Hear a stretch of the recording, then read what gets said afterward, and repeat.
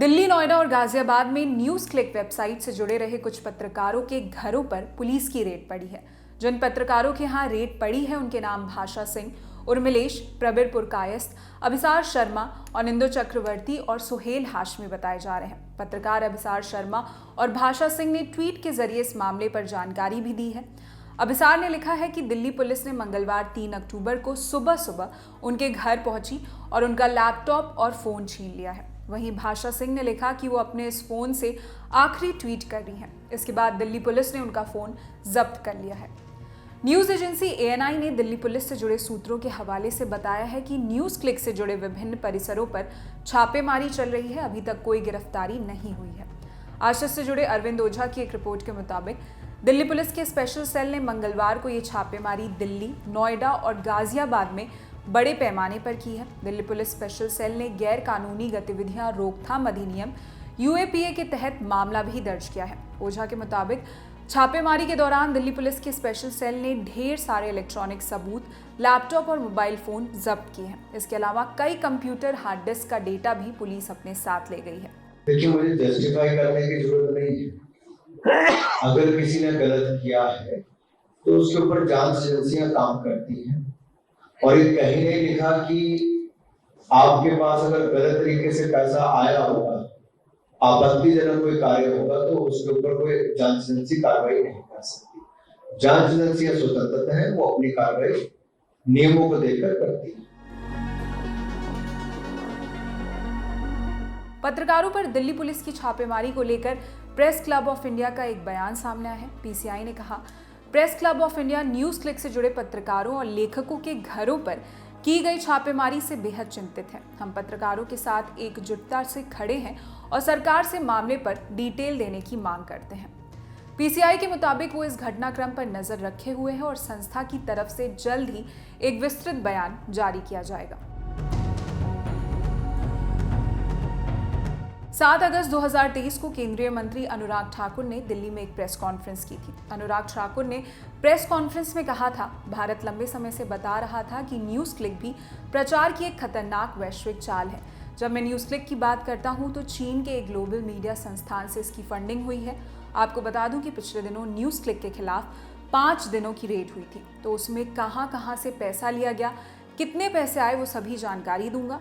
विदेशी Neville Roy Singham ने इसकी फंडिंग की और सिंघम को फंडिंग कहां से आई वो चीन पीछे से करता है। नेविल रॉय का सीधा संपर्क कम्युनिस्ट पार्टी ऑफ चाइना के एक प्रोपेगेंडा विंग के साथ है। कांग्रेस और विपक्षी दल जिन अखबारों के बारे में बड़ी बड़ी बातें करते हैं उन्होंने ही पुष्टि की है, उस बात की पुष्टि की जिसके बारे में भारत ने 2 साल पहले कहा था।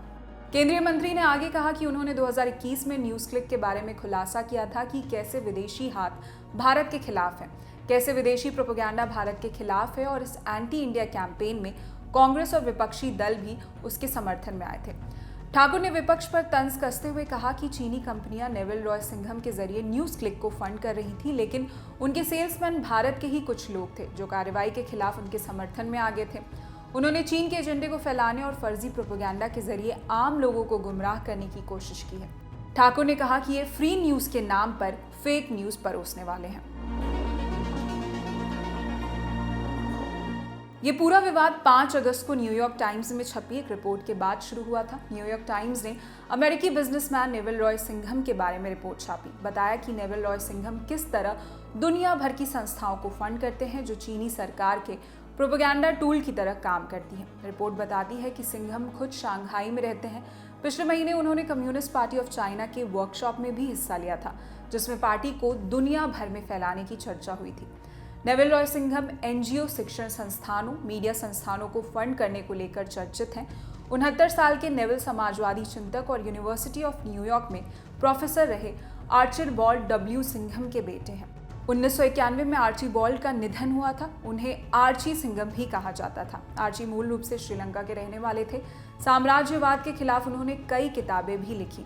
बेटे नेविल रॉय सिंघम ने शिकागो में IT फर्म की शुरुआत की थी। उन पर बहुत पहले से चीनी सरकार को प्रमोट करने वाले संस्थानों को फंडिंग करने का आरोप लगता रहा है। न्यूयॉर्क टाइम्स की रिपोर्ट के मुताबिक रॉय सिंघम का ग्रुप कई फ्रंट पर चीनी सरकार के कामों का प्रचार करता है। मसलन अफ्रीका में राजनेताओं को ट्रेनिंग देना, प्रोटेस्ट को फंड करना, न्यूयॉर्क टाइम्स ने दावा किया है कि उसने सिंघम से जुड़ी कई चैरिटी और शेल कंपनियों का पता लगाया है और ग्रुप से जुड़े कई पूर्व कर्मचारियों से बात भी की। ये भी लिखा है कि ये ग्रुप साझा काम करते हैं, वो एक दूसरे के आर्टिकल क्रॉस शेयर करते हैं, वो बिना संबंध बताए एक दूसरे के प्रतिनिधियों का इंटरव्यू करते हैं। अखबार लिखता है कि कॉर्पोरेट फाइलिंग से पता चलता है कि नेविल रॉय सिंघम का नेटवर्क भारत में एक न्यूज़ वेबसाइट न्यूज़ क्लिक को फंड करता है। अखबार ने न्यूज़ क्लिक का एक वीडियो शेयर करते हुए लिखा है कि वेबसाइट में चीन की सरकार का काफ़ी कवरेज है। जैसे एक वीडियो में वेबसाइट कहती है, चीन का इतिहास मजदूर वर्ग को अब भी प्रेरित कर रहा है।